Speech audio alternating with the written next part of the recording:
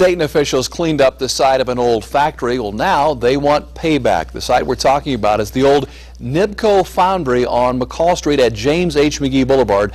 Jordan Burgess tells us what the city's doing to recover some of your tax dollars. What used to be the site of the old NIBCO foundry here is now covered with a new foundation of freshly turned dirt. And one day soon, it could have a new owner. A lot of times developers will come in and they want a clean slate.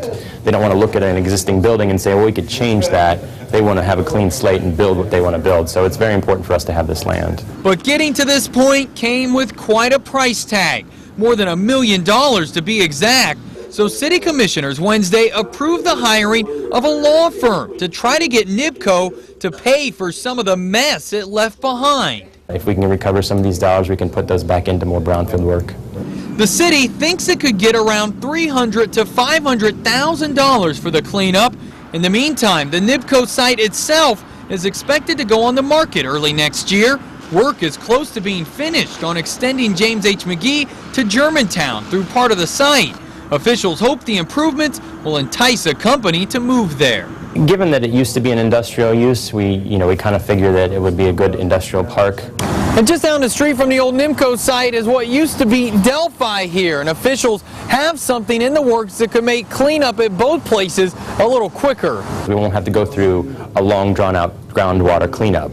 Basically, because nearly everyone in that area uses city water and not wells, Dayton can ask the state to exempt it from having to make sure the groundwater is clean.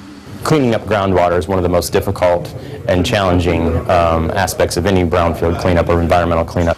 Much of the cleanup work at Delphi has yet to be done, but officials say they're making progress on getting it to the point where NIBCO is today. Jordan Burgess, 2 News on your side. Now, the cleanup at NIBCO has been quite a process. The burden of this brownfield actually began 123 years ago. Kuhn Brothers established the first business on that site in the 1800 block of McCall. NIBCO, which took ownership in 1982, closed the foundry in 1989 and then defaulted on the mortgage in 1995.